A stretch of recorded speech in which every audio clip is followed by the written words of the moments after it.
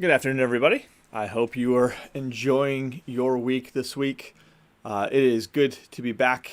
I'm back in my office. I'm back live, not recorded. I enjoy that. Enjoy that more.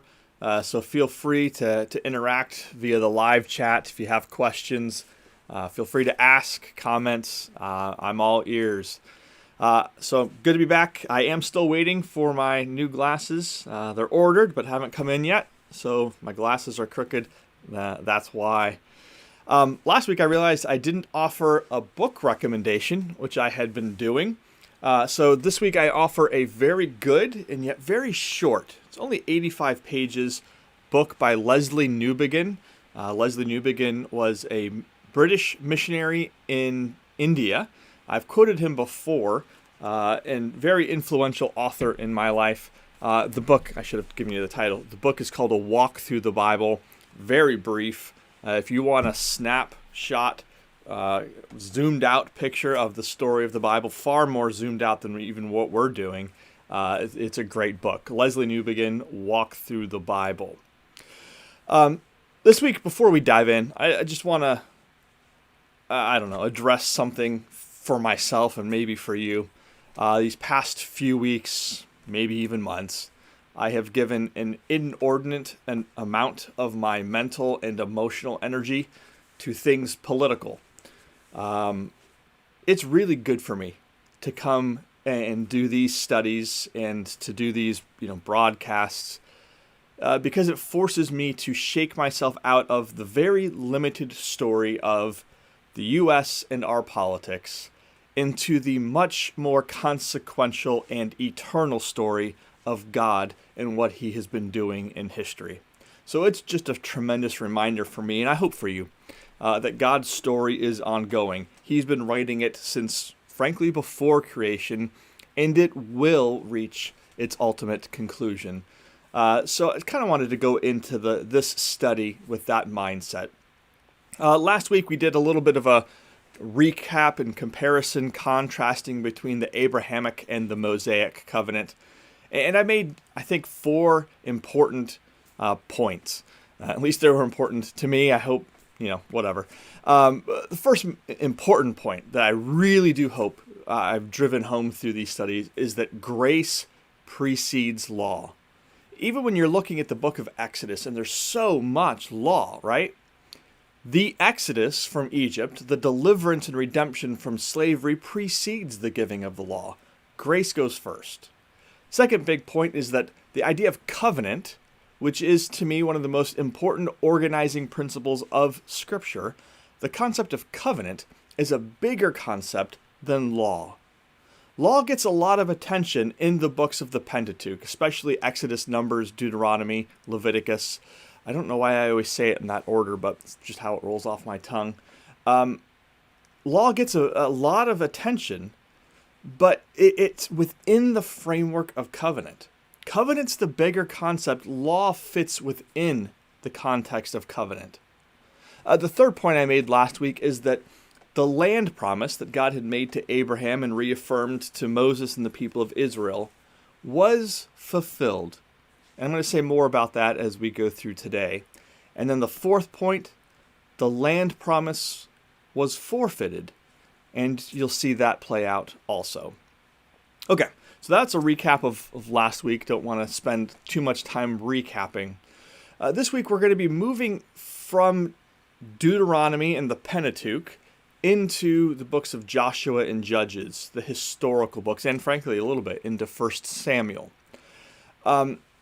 When you're in the Pentateuch, covenant and law in particular dominate the landscape, right? From Exodus 19 all the way through to the end of Deuteronomy, there's a lot of law. That's not all there is. There's also narrative, but there's a lot of law, a lot of codification of how Israel is supposed to legally organize themselves and how they're supposed to conduct themselves religiously and morally. There's a lot of law. As you move into the historical books, they're not absent law, but you don't get those long sections of stipulations to the covenant. You don't get those long sections of penal code. The land actually dominates the discussion the conversation in Joshua and Judges, the land. But you see how they're intertwined. Law and covenant and land all go together. In the end of Deuteronomy, a passage I mentioned last week, you get a section that is blessings and curses. If the people of Israel will keep God's covenant and obey his commands, they will experience life in the land and life to the fullest. That's the blessings of the covenant. But if they prove unfaithful, then there are curses that come with the covenant. This is a small section from Deuteronomy 28. If you're unfaithful, the Lord will drive you and the king, keep that in the back of your mind, you set over you to a nation unknown to you or your ancestors. There you will worship other gods, gods of wood and stone. You will become a thing of horror, a byword, and an object of ridicule among all the peoples where the Lord will drive you. All these curses shall come upon you and pursue you and overtake you till you are destroyed, because you did not obey the voice of the Lord your God, to keep his commandments and his statutes that he commanded you. The passage of curses is quite extensive. It's actually very long compared to the blessings. It continues, and I'm not going to read the whole thing. You can check it out, Deuteronomy 28. But it goes on and says, because you did not serve the Lord your God with joyfulness and gladness of heart, because of the abundance of all things. Therefore, you shall serve your enemies, whom the Lord will send against you in hunger and thirst. You didn't serve in joy and happiness. Now you will serve in hunger and thirst. He continues and he says, and they shall besiege you in all your towns throughout all your land, which the Lord has given to you. And you shall eat the fruit of your womb, the flesh of your sons and daughters, whom the Lord has given you. Horrific kind of prophecy about what is going to eventually happen as Jerusalem is sieged in 587 BC, and it's a long ongoing siege, so much so that mothers are cooking their own children in pots. It's horrific, but this is what God is saying is going to happen if you break covenant. And he continues, and the Lord will scatter you among all the peoples from one end of the earth to the other, and there you will serve other gods of wood and stone, which neither you nor your fathers have known. Again, those kind of curses befall the people of Israel because of their unfaithfulness. You see this play out in the Old Testament and in the New, as the people are scattered in the diaspora after 70 A.D., and even earlier than that. So there's all these covenant blessings and curses. After this section, the law, the Ten Commandments is read. The stone tablets are placed in the ark along with manna and Aaron's budding rod. And once again, Moses lays it out for the people and predicts their failure. He says to them, you will not keep covenant, and horrific things are going to happen to you because of it. But Moses' life kind of ends with a song. The Song of Moses, Deuteronomy 32, and it celebrates God's deliverance, that God is their rock, but also that Israel has been unfaithful and that God is going to deliver them into the hands of their enemies. But it ends on a note of vindication. God will restore his people. So even Israel's unfaithfulness can't completely nullify God's faithfulness to his covenant. Moses does, at the end of the book of Deuteronomy, pass away. On the mountain, he does not get to enter into the promised land. I'm sure you know that story, but you could read about it if you don't. I don't remember what exact chapter. But Moses does not get to enter into the land. Instead, Joshua takes over the reins of leadership for the Israelites and leads them into the land. The book of Joshua is really kind of a pivotal time. They're transitioning from Moses' leadership to Joshua's leadership. They're also transitioning from being a slave people who then lived as nomads for 2 generations to people who live in towns and are agrarian. So huge transitions happening in the book of Joshua. It's a pivotal time, and it is a high point for Israel. the book of Joshua has an incredibly hopeful beginning and a hopeful end to the book. The people begin to enter into the promised land, crossing the Jordan River, and they take possession of the land, starting with the city of Jericho, and that just awesome Sunday school story of the walls of Jericho falling down. The sacking of Jericho is followed by many successes with a few minor setbacks. The people are still learning. When God says something like, "Don't take any of the treasure for your own," he means it. Achan learned that the hard way and paid the consequences for it. Actually, the whole nation of Israel paid for his sins, which is a tough lesson for us individualistic Americans to kind of own. But the book of Joshua is, again, this high point as they're going in from town to town and conquering the cities, conquering the kings, and putting the people of the land to the ban, to the haram, which is this idea of the ban. They're forbidden. They're put to the sword.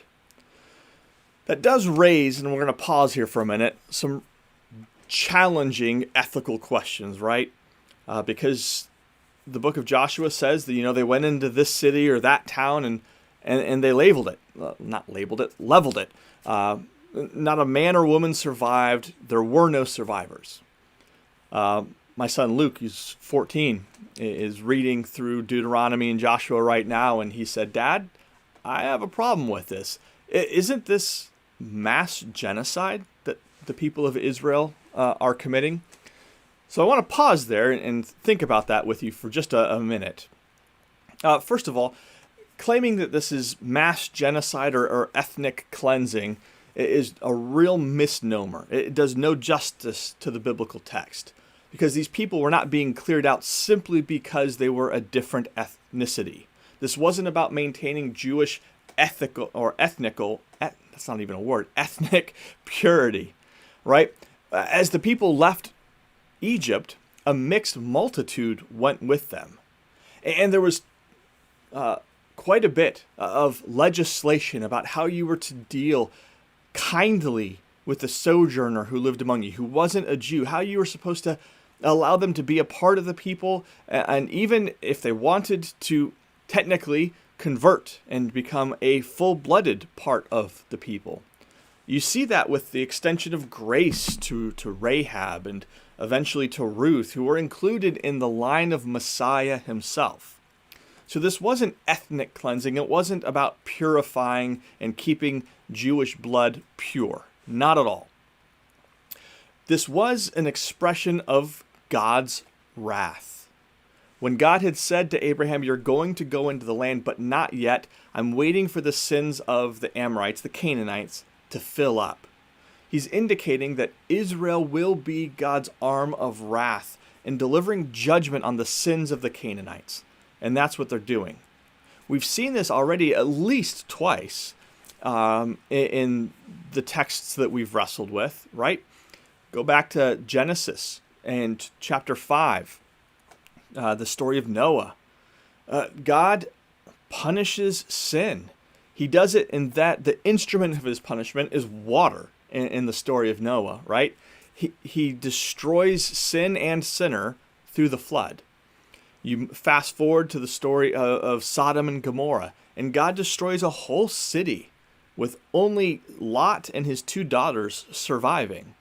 There, the instrument of his wrath is fire from heaven, fire and brimstone. You move forward to the conquest of the land, and God is expressing his wrath on the Canaanites. And here, the instrument of his wrath isn't water or fire, it's the sword, wielded by the people of Israel. Something else that I think we have to pay attention to in the book of Joshua is what Paul Copan has pointed out.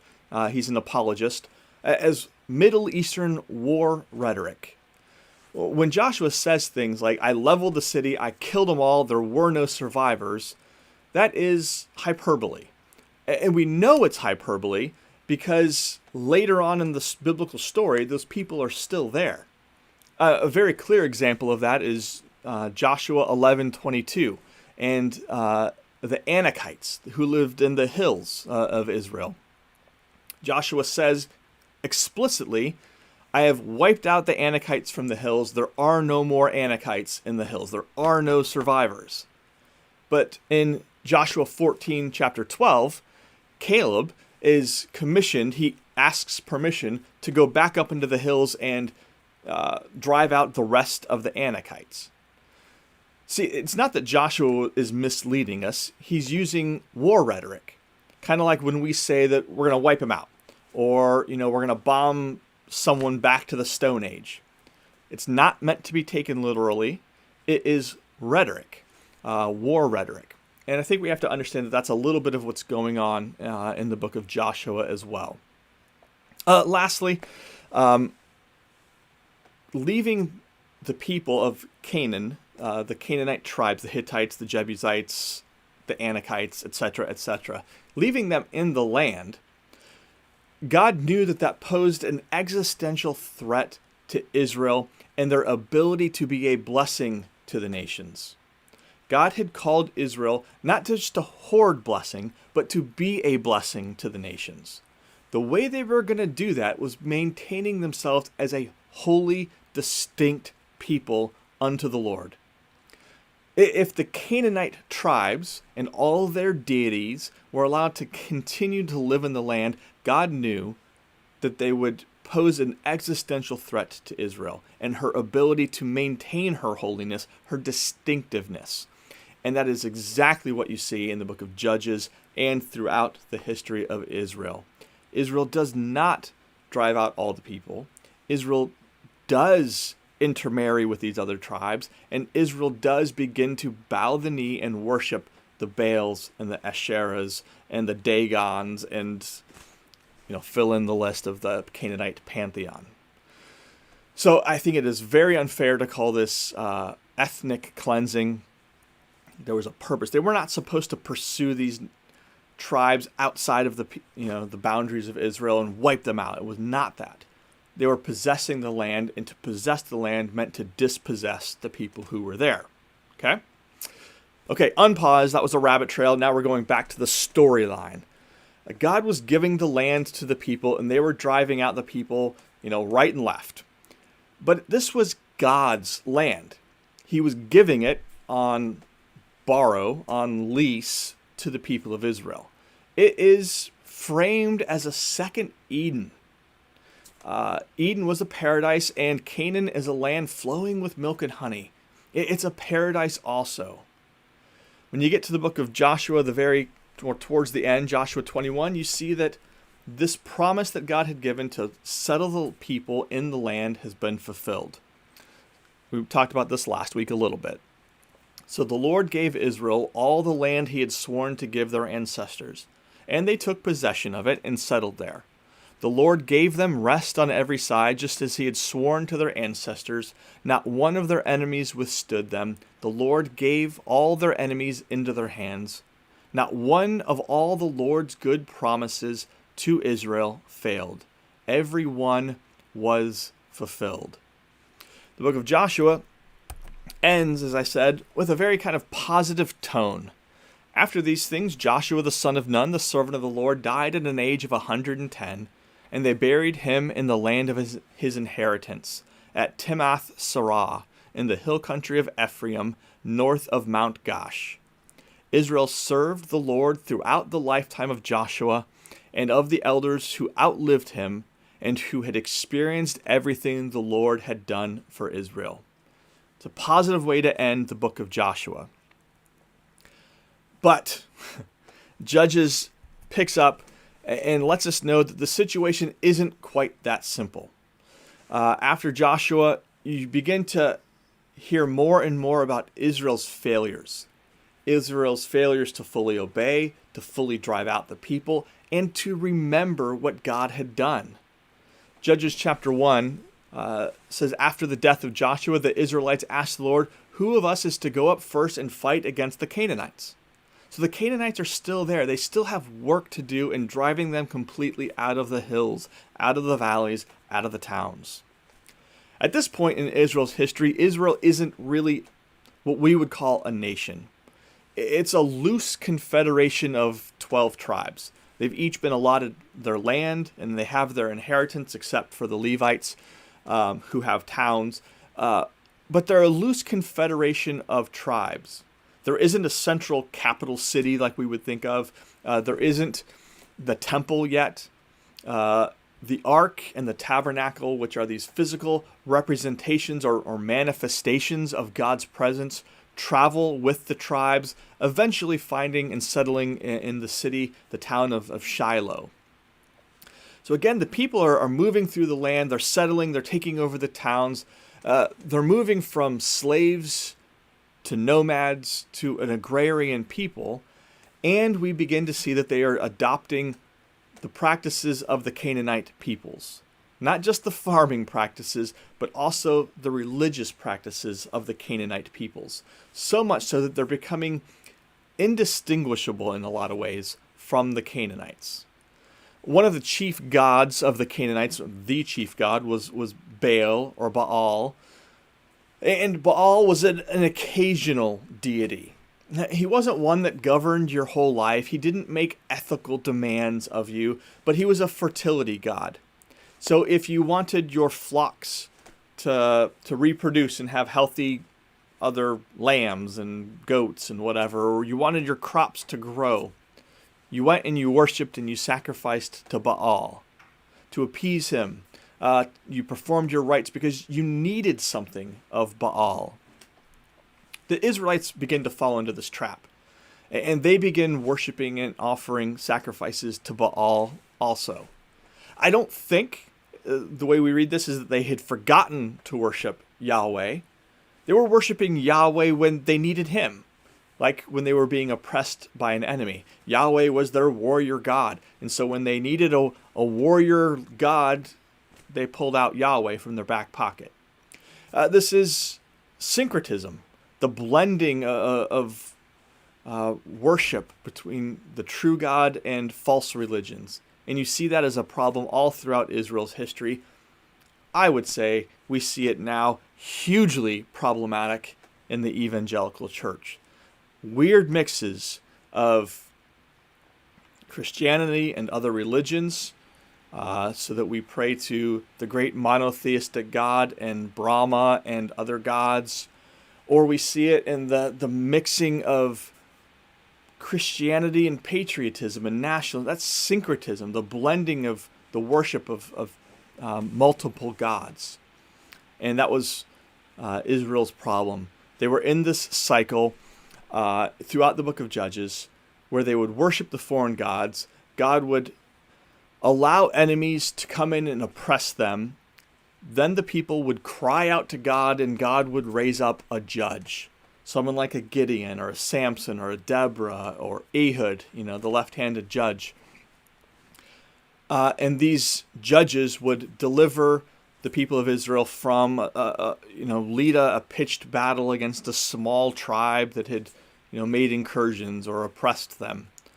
The book of Judges isn't a fun book. It's one of my least favorite books. It's not a book of heroes. God is the only hero in the book.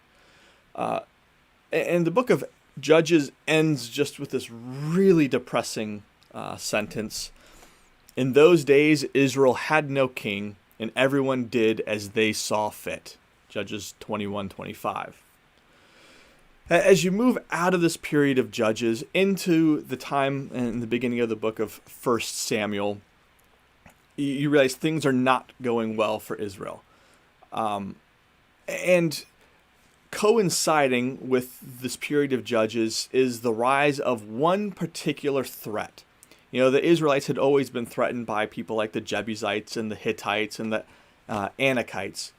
But now the Philistines are coming onto the scene. The Philistines are a Western Sea people that had been displaced from their own home by the Greeks. And so now they're coming and making incursions and becoming the predominant threat to Israel. They're large, they're unified. When Israel's enemies were small and kind of tribal, responses sufficed. But the Philistine army is professional and large, and it requires a more unified kind of response. One of my favorite stories, it's hilarious to me, is when the Philistines capture the Ark of the Covenant and bring it into their temple and put it before their god, Dagon. They do that, and then the next morning they come into the temple, and Dagon, he fall down and he can't get up. So they call in the Dagon lifters, and they lift Dagon back up, their god, and put him on his pedestal again. And again, the next night, Dagon, he fall down and go boom. And this time when they walk in, Dagon's fallen, and he's decapitated, and his hands are cut off. And the Philistines rightly think, we should not have this ark here. Let's send it back. And they send it back with tribute, with golden tumors and golden rats. And I just don't know. That's just so bizarre to me. But it's a good, fun story. But as the Philistines are rising, the people of Israel are fearful. And they want to be like the other nations, though their call was to be unlike the other nations. They come to Samuel, who was the judge at the time, and say, we want a king so that we can be like the other nations. Samuel goes and he pleads with God and says, what do I do here?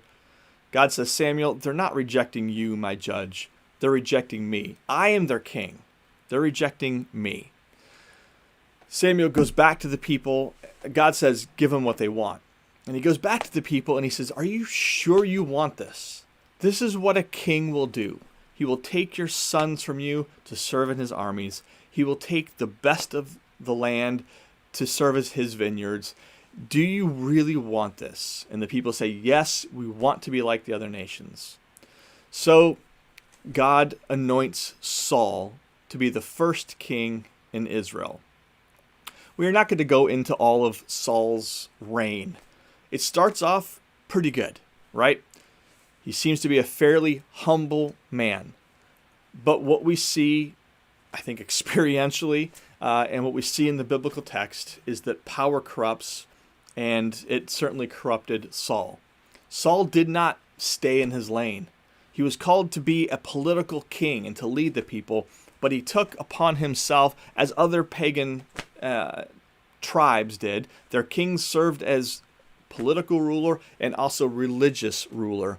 And Saul takes that on for himself as well. And God says, no bueno, not good. This is not going to happen.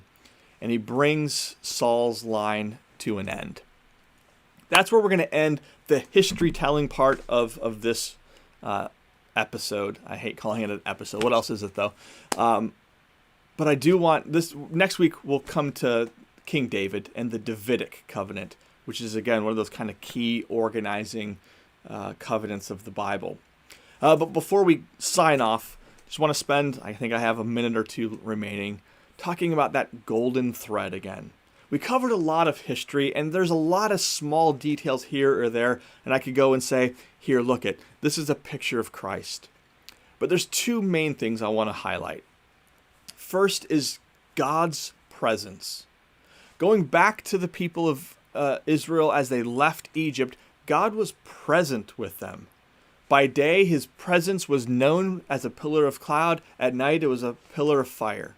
As they wandered in the wilderness, God was tangibly with them. And then his glory, his presence was manifest and represented in the tabernacle and the Ark of the Covenant. God's glory descends, the Shekinah glory on the covenant, on the tabernacle. And the tabernacle is always with the people. His presence is what made Israel special. Matter of fact, in the book of Exodus chapter 33, at one point, God is frustrated with the people. And he says to Moses, I'm going to send my angel ahead of you into the promised land. He'll clear the way for you, but you're a stiff-necked people. I'm not going to go with you. If I go with you, my anger is going to burn hot and I'll consume you all. And Moses and the people say to God, if you don't go with us, don't send us. We know that it's your presence that makes us special. It's your presence with us that shows the rest of the world that we're your people. God's presence is incredibly important. Christ is Emmanuel, God's perfect presence with us. The tabernacle, the ark, the pillar of cloud, the pillar of fire, those were types of Christ. Those were foreshadowing God's presence in Christ for us. Not just in the incarnation, but continuing presence with us. Christ in us in Christ. And it points us even further to the future, where that presence will be perfectly manifest in eternity. That is facilitated by Christ. So the presence of God is the first thing I wanted to highlight in these chapters. The second is that consistent theme: God saves his people. Again and again and again, he saves his people. We've seen it all throughout, right? God saves his people from their enemies, Egypt. He saves them from catastrophes like floods. He saves them from tribal enemies all throughout Canaan. But here we see also that God saves his people from his wrath. In Egypt, God's pouring out his wrath in these plagues against Egypt, but he spares his people. Even in the midst of judgment, he spares his people. But as you move into the book of Judges, God is sparing his people from his wrath through forgiveness. Time and time and time again, the people sin and worship foreign gods. And God allows judgment to come to them in the form of punishment and hands them over, but it's discipline and it's correction. And when they cry out for forgiveness and deliverance, he's there to offer it. That forgiveness is possible because of Jesus Christ. When sins were forgiven in the Old Testament, it was because of Jesus Christ. The blood of goats, the blood of bulls, it's not effective to wash away the sins of people. It's not valuable enough. But it points ahead to the perfect sacrifice and the sacrifice of inexpressible value that is Jesus. That's all I have for this morning. I went a little bit longer than I intended. I apologize for that. Thank you for being with me. If you do have questions, shoot me emails, make comments, and I will try to pay attention to those. I really enjoyed this afternoon. Hope you did as well. Hope it was edifying to you. If you have any prayer requests or things that we can be helping with, please don't hesitate. We as the church staff really do count it a privilege to hold you up in prayer and to be there in whatever ways that we can during this challenging time. God bless. Have a great day.